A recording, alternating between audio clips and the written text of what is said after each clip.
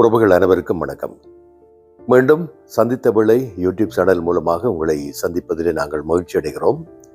இன்றும் மிக முக்கியமான ஒருவரை சந்திக்கப் போகிறேன். அவர் சந்தித்த வேளை யூடியூப் சேனல் மூலமாக சில விடயங்களை உங்களோடு பகிர்ந்து கொள்ளப் போகிறார். மிகவும் எல்லோருக்கும் தெரிந்தவர், பன்முக நிலையிலே இருக்கக்கூடிய ஒருவர். சாந்தா செல்வம் என்று நாங்கள் அன்போடு அழைக்கக்கூடிய சகோதரி இன்று வந்திருக்கிறார். உங்களுக்கு தெரியும், அவர் ஒரு சமூக செயற்பாட்டாளர், நடன ஒருங்கிணைப்பாளர், பாடகி என்று தன்னை பல இடங்களிலே தன்னை முன்னிலைப்படுத்தக்கூடிய ஒருவர். அவரை இன்று நாங்கள் சந்திக்க போகிறோம். இந்த சந்திப்பு மிக முக்கியமானது ஒன்றாக கருதப்படுகிறது. காரணம் உங்களுக்கு தெரியும், டென்மார்க்கில் நகர சபை தேர்தல் நெருங்கி கொண்டிருக்கிறது. அந்த தேர்தல் சம்பந்தமான பல நிகழ்வுகள் நடந்து கொண்டிருக்கின்றன. வந்திருக்கக்கூடிய சாந்தா செல்வம் அவர்களும் இந்த நகரசபை தேர்தலிலே போட்டியிட இருக்கிறார். அவரை நாங்கள் அழைத்து வந்து அவரிடமிருந்து சில விடயங்களை பேச போகிறோம். வணக்கம் சாந்தா, எப்படி இருக்கிறீர்கள்? வணக்கம், நல்லா இருக்கேன். நீங்க எப்படி இருக்கீங்க? நாங்கள் நல்லா இருக்கிறோம். அறிந்தோம், நீங்கள் நகரசபை தேர்தலிலே போட்டியிட போகிறீர்கள். குறிப்பாக உங்களுக்கு தெரியும், புலம்பெயர்ந்த தேசங்களிலே வாழ்ந்து கொண்டிருக்கக்கூடிய பலர் இன்று டென்மார்க் மட்டுமல்ல, எல்லா நாடுகளிலும் தங்களுடைய அரசியல் பிரவேசம் மிக முக்கியத்துவம் பெற்றதாக இருக்கிறது. உண்மையில் அது வரவேற்கக்கூடிய ஒரு விஷயம். இந்த தடவை நீங்கள் முதல் தடவையாக, நான் நினைக்கிறேன் நீங்கள் முதல் தடவையாக இந்த நகரசபை தேர்தலில் நீங்கள் நிற்கப் போகிறீர்கள். சொல்லுங்கள், எப்படி இந்த நகரசபை தேர்தலுக்கு வரக்கூடிய எண்ணம் உங்களுக்கு எப்படி வந்தது, அல்லது எப்படி நீங்கள் முன்னெடுக்க போகிறீர்கள்? நகர சபை இப்போ அரசியல் எனக்கு மேல பெரிய விருப்பமான ஒரு விஷயம் இல்லை. ஆனால் இப்போ எங்களுடைய இடத்துல ஒரு தமிழர்களும் வெளிநாட்டு ஆட்களே ஒரு தரம் இந்த நகர சபை தேர்தலில் இல்லை. அப்போ இப்போ உங்களுக்கு தெரியும், நீங்க இந்த இடத்துல அருளானந்தராஜா மாஸ்டர், அவர் 26 வருஷமா இந்த நகர சபையில இருக்கிற அங்கத்தவராக இருக்கிற அவர் எங்களுடைய இங்க தமிழ் பாடசாலையின் தலைவர் ஸ்ரீஸ்கந்தராஜா ஸ்ரீ அண்ணாவுக்கு இப்படி இங்க உபன்றோ எங்கட இடத்துல ஒரு ஆள் கட்டாயம் நிக்கணும், தமிழால். ஏன்னா தமிழர்கள் நீங்க சொன்ன மாதிரி அரசியல்ல முன்னுக்கு வரணும். அப்ப அவர்கள் என்ன நிக்க சொன்னார்கள். அப்ப அதற்கு பிறகுதான் நான் சரி, இவ்வளவு என்ன கேட்கிறார்கள், கட்டாயம் எங்கட மக்களுக்கு எதுவும் உதவி செய்ய முடியும் என்றால் நான் இந்த தேர்தலில் நின்று பார்ப்போம். நிச்சயமாக உண்மையிலேயே பாராட்டக்கூடிய ஒரு விடயம். ஏனென்றால் இங்கே வாழுகின்ற மக்கள் பல விதமான நிகழ்வுகளிலே கலந்து கொண்டிருக்கிறார்கள். உங்களுக்கு தெரியும், பல திறமை மிக்க வழிகளிலே தங்களுடைய செயல்பாடுகளை முன்னெடுத்து கொண்டிருக்கிறார்கள். அரசியல் என்று வருகின்ற பொழுது உண்மையிலேயே அதில் முன்னின்று நானும் ஒரு தொண்டாற்ற வேண்டும் என்று நீங்கள் வந்திருப்பது வரவேற்கக்கூடிய ஒரு விடயம். நான் நினைக்கிறேன், நிச்சயமாக உங்களுக்கு அதிகமான வரவேற்புகள், அதிகமான உதவிகள் உங்களுக்கு கிடைக்க வாய்ப்பு இருக்கின்றன. என்றால் எங்களுடைய தமிழ் மக்கள் நிச்சயமாக உங்களை மிகவும் நன்றாக அறிந்தவர்கள். அந்த வகையில் உங்களுக்கான முன்னெடுப்புக்கு நிச்சயமாக அவர்கள் கை கொடுப்பார்கள், உறுதுணையாக இருப்பார்கள் என்று நம்புகிறேன். நிறைய எனக்கு உண்மையில எங்களுடைய இடத்துல இருக்கிற மக்கள் ஒவ்வொன்றோ என்ற இடம் ஒரு டென்மார்க்கின்ற ஒரு தெற்கு பகுதியில இருக்கின்றது. இங்கே இருக்கிற தமிழ் மக்கள் நாங்கள் எல்லாரும் நல்ல ஒற்றுமையாக, அதை பற்றி நாங்கள் முதல் கதைச்சோம், அவ்வளவு சந்தோஷமாக இருக்கிறோம். ஆனா எனக்கு என்னென்னா, அந்த இப்ப நாங்கள் இருக்கிற தமிழர்கள் காணாது. உண்மையில எனக்கு கிட்டத்தட்ட 300 வாக்குகளுக்கு கிட்ட தேவைப்படுகிறது. ஏனென்றால் உங்களுக்கு தெரியும், நீங்கள் குறிப்பிட்டு கொண்ட கேர்னிங்கி, கோசன்ஸ் மற்ற ஏனைய நகரங்கள், பெரும் நகரங்கள், அதிலே தமிழர்கள் பிறந்து செறிந்து வாழுகிறார்கள். ஆனால் சுனையுலண்ட் என்று குறிப்பிடப்படுகின்ற பொழுது குறிப்பிட்ட நாங்கள் வாழுகிறோம்.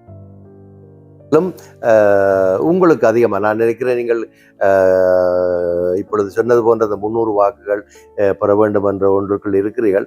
நிச்சயமாக அது கட்டாயமாக உங்களுக்கு கிடைக்கும். ஏனென்றால் நீங்கள் மிகவும் பிரசித்தி பெற்ற ஒருவர்.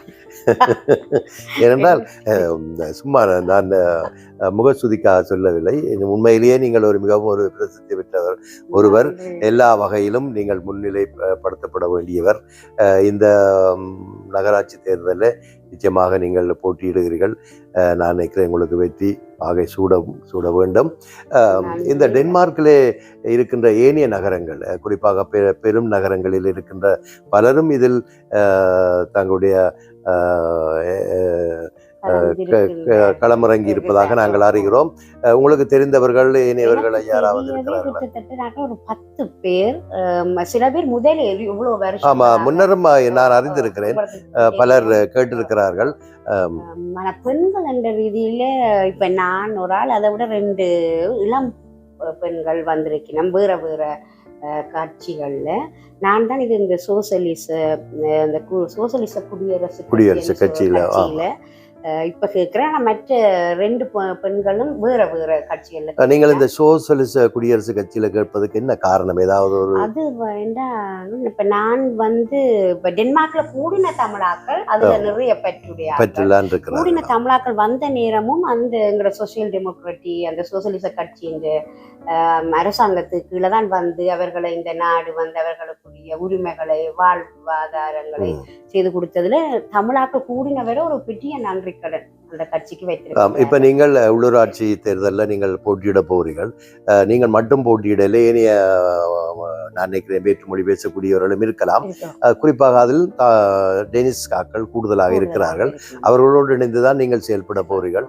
நீங்கள் ஒரு புலம்பெயர்ந்த தேசத்துக்கு இங்கு வந்திருக்கக்கூடிய ஒருவர், நீங்கள் எலெக்ஷன் கேட்க போகிறீர்கள் என்று சொன்னவுடன் அல்லது கேட்க போறேன் என்று நீங்கள் நினைத்தவுடன் பிறகு யாராவது உங்களை ஏதாவது பேசினார்களா? டென்ஸ்காரருடைய வரவேற்புகள் எப்படி இருந்தது?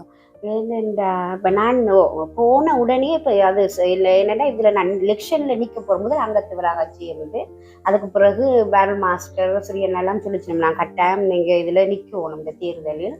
அப்ப நான் அவர்களுக்கு சொன்னேன், நான் இந்த முறை இந்த தேர்தலில் நிக்க போறேன். உடனே அவர்கள் உண்மையில பார்ப்பார்கள் என்னடா வாக்குரிய வாக்குகள் கிடைக்குமா. அப்ப நான் 2-3 இன்ச்சு ஒரு சில ப்ராஜெக்டுகள் செய்த நான் அந்த 100% வெளிநாட்டவர் என்ற ஒரு பெரிய ஒரு நாடு ரீதியில அது நடந்தது. அப்போ ஒவ்வொரு நாடுகளுக்கும் ஒவ்வொரு ஊர்களுக்கும் இங்க எங்களை கூப்பிட்டு பேட்டி எடுத்தவர்கள். இந்த டென்மார்க்ல நாங்க என்ன மாதிரி நாங்கள் தமிழாக்கள் எங்களை வளம்படுத்தி கொண்டோம், அந்த இன்டிகிரேஷன் அதுகளை பற்றி எல்லாம்.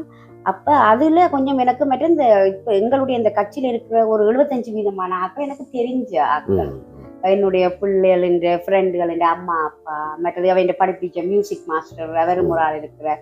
ஆனால் எனக்கு கொஞ்சம் இலகுவாக இருந்தது. நிச்சயமாக. ஏனென்றால் உண்மையிலே நாங்கள் இப்பொழுது புலம்பெயர்ந்து கிட்டத்தட்ட 40 ஆண்டுகளை நாங்கள் தொடப்போகிறோம். இந்த 40 ஆண்டுகள் நாங்கள்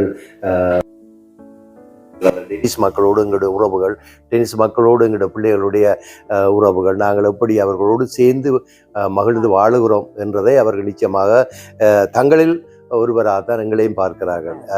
இவர்கள் வெளிநாட்டுக்காரர்கள் என்று அவர்கள் எப்பொழுதும் யாரையும் புறக்கணித்து வைத்ததில்லை. டென்மார்க்கை பொறுத்தவரை ஏனைய நாடுகளிலும் இருக்கிறது. ஆனால் டென்மார்க்கை குறிப்பிடுகின்ற பொழுது அது மிகவும் அதிகம் என்று தான் சொல்ல வேண்டும். ஏனென்றால் எங்களுடைய தமிழ் மக்கள் இங்கு டெனிஸ் மக்களோடு கூடி சேர்ந்து வாழ்ந்து அவர்களுடைய கலாச்சாரங்களை பின்பற்றி அவர்களோடு வாழ்ந்து கொண்டிருக்கக்கூடிய இந்த சூழலிலே நிச்சயமாக நீங்கள் உள்ளூராட்சி சபை தேர்தலில் போட்டியிடுவது யாருக்கும் எதுவும் வேண்டாதாக இருந்துவிட முடியாது. நிச்சயமாக உங்களுடைய இந்த முயற்சி வெற்றி அளிக்க வேணும், வெற்றி அளிக்கும் என்று நாங்கள் நம்புகிறோம். உங்களுக்கு தெரியும் உறவுகளே, சாந்தா செல்வம் அவர்கள் மிகவும் தன்னுடைய வேலைப்பளுக்களின் மத்தியிலும் கூட பல விஷயங்களை அவர் முன்னெடுத்து கொண்டிருக்கிறார். அதிலும் இந்த பொலிட்டிக்கல் அரசியல் விடயத்திலே அவர் இந்த முறை தன்னை முழுமையாக அர்ப்பணித்திருக்கிறார். நெருங்கி கொண்டிருக்கிறது அவருடைய அந்த எலெக்ஷன். நிச்சயமாக நான் நினைக்கிறேன் இங்கு வாழக்கூடிய தமிழ் மக்கள் அனைவரும் நீங்கள் அவருக்கு உங்களுடைய ஆதரவுகளை வழங்குவீர்கள், வழங்க வேண்டும் என்று நாங்கள் இந்த யூடியூப் சேனல் மூலமாக உங்களை நாங்கள் கேட்டுக்கொள்கிறோம். நல்லது சாந்தா, வேறு ஏதாவது விடயங்கள் ஏதாவது சொல்ல போகிறீங்களா? நன்றி, என்ன நீங்கள் இப்படி கூப்பிட்டு இவ்வளவு வெட்டி எடுத்ததுக்கு. நான் இன்னொன்று சொல்ல வேணும், நீங்க முதல் சொன்ன மாதிரி தான் டென்மார்க் நாட்டுக்கு நான் எல்லாருமே நன்றி கடன் பட்டிருக்கிறோம். ஏன்னா உண்மையிலேயே எங்களோட பிள்ளைகள் இவ்வளவு வளர்ச்சி, இவ்வளவு கல்விகள் எல்லாம் மேம்பட்டிருக்கிறதுக்கு இந்த நாடுதான் காரணம். எங்களை ஒரு நல்ல நிலைமையில இந்த நாடு வைத்திருக்கிறது உண்மைதான்.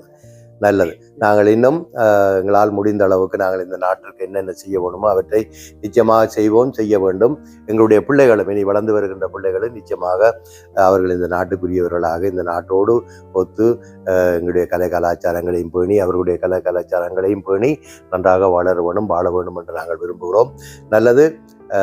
இன்றைய சந்தித்த விட யூடியூப் சேனல் மூலமாக உங்களை சந்தித்ததில் நாங்கள் மற்ற மகிழ்ச்சி அடைகிறோம்.